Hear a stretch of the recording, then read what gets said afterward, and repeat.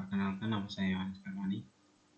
Di sini saya ingin menjelaskan sedikit tentang tugas dari etika profesi yang membahas tentang kode etik profesi IT. Langsung saja kita mulai. Rumusan masalah yang ingin kita bahas kali ini tuh, apa itu kode etik profesi, apa prinsip dasar etika kode etik profesi, apa fungsi dan tujuan kode etik profesi, apa itu kode etik profesi dalam bidang IT, dan apa saja pelanggaran kode etik profesi dalam bidang IT. Tujuan pembelajaran kali ini atau tujuan pembahasan dapat mengetahui pengertian, prinsip dasar, fungsi dan tujuan kode etik profesi, dapat mengetahui pengertian dan pelanggaran kode etik profesi dalam bidang IT. Untuk pembahasannya, etik profesi sendiri adalah sistem norma atau nilai profesional tertulis secara tegas yang mengatakan apa yang benar dan baik dan apa yang tidak benar, tidak baik bagi profesional.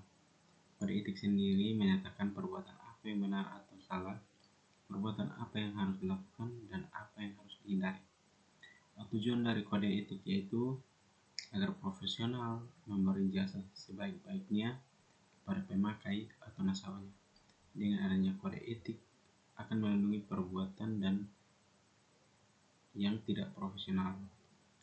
Profesionalisme merupakan komitmen para anggota suatu profesi untuk meningkatkan kemampuan secara terus-menerus.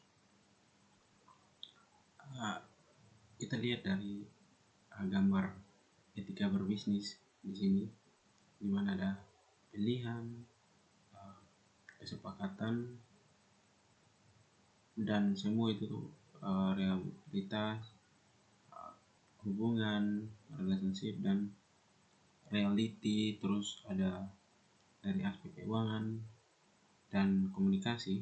Semua itu tertuju pada business etik atau etika berbisnis.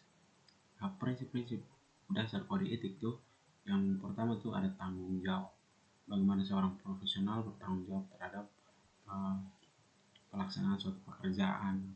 Terus yang berikut ada keadilan. Itu tuh dituntut untuk mendapatkan keadilan menjalankan pekerjaannya. Lalu ada independen itu artinya seorang profesional memiliki hak untuk melakukan atau tidak melakukan sesuatu yang mempertimbangkan kode etik profesional. Integritas moral itu tuh seperti seorang profesional harus memiliki komitmen pribadi untuk menjaga kepentingan profesionalnya, dirinya, dan masyarakat. Yang berikut ada fungsi dan tujuan dari kode etik. Fungsi yang pertama itu fungsi kode etik profesi. Yang pertama itu sebagai pedoman bagi semua anggota suatu profesi. Terus yang kedua itu sebagai alat kontrol. Yang ketiga itu sebagai sarana untuk mencegah campur tangan dari pihak lain. Tujuan dari kode etik profesi itu sendiri itu dibagi menjadi sekitar 8, yaitu untuk menjunjung tinggi martabat suatu profesi, untuk menjaga, untuk meningkatkan, untuk membantu, terus untuk meningkatkan pelayanan profesi atas keuntungan pribadi, terus untuk menentukan standar baku bagi suatu profesi. Lalu yang terakhir yaitu untuk meningkatkan kualitas organisasi. Yang berikut ada kode etik profesi dalam bidang IT. Dari gambar 7 presenting components of personal code of computer ethics atau dari kode etik profesi IT, kita lihat ada 7 aspek penting yang di dalam sini adalah honesty, respect, confidentiality, professionalism, dan responsibilities, communication, dan having to love.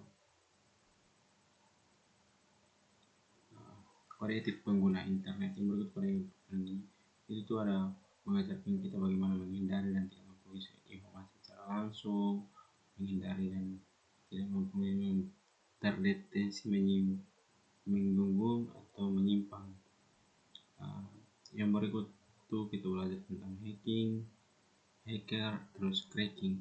Hacking sendiri itu adalah suatu aktivitas hacker yang tertarik mendalami sistem operasi komputer.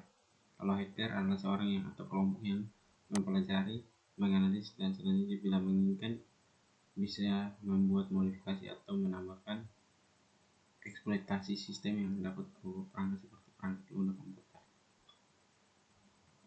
Terus ada yang namanya cracking. Cracking itu penyusupan dan pengelolaan suatu sistem atau jaringan yang bertujuan untuk kejahatan. Terus dari cracking ada cracker. Cracker itu oknum malas yang berpenting diri sendiri, mereka hanya melakukan kegiatan cracking. Dari cracking ini makanya mereka disebut cracker. Pelaku dari cracking sendiri yang disebut cracker. Untuk piracy adalah pemecahan perangkat lunak. Yang berikut ada etika programmer. Ya, programmer itu tidak boleh atau menulis malware. Programmer tidak boleh menulis kode yang sulit untuk diikuti dengan sengaja. Seorang programmer juga tidak boleh menulis dokumentasi yang tidak sengaja atau tidak akurat. Pokoknya programmer itu tidak boleh menggunakan bug yang dalam software, nantinya program akan mendapatkan keuntungan dan membetulkan bug tersebut. Terus mengikuti pada perkembangan ilmu. Ciri-ciri profesionalisme itu ada 6.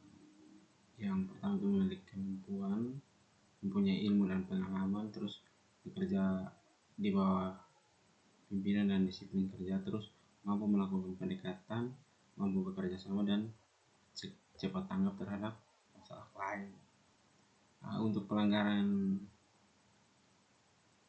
kode etik profesi dalam bidang IT di sejarah komputer. Terus e-commerce, bagaimana pelanggaran hak atau hak atas kekayaan intelektual, itu semua sudah diatur dalam undang-undang dasar, undang-undang hak atau undang-undang hak cipta. Untuk kesimpulannya, berdasarkan hasil pembahasan di atas, etika profesi adalah suatu ilmu di mana nilai etika itu tidak hanya dimiliki satu atau dua orang atau segerombolan orang saja, tetapi memiliki setiap kelompok masyarakat, bahkan kelompok yang paling kecil saja, yaitu keluarga sampai pada satu bangsa. Dengan nilai etik tersebut, suatu kelompok diharapkan akan mempunyai tata nilai untuk mengatur kehidupan bersama. Alasan yang diberikan mendaftar pustaka yang ditelusuri.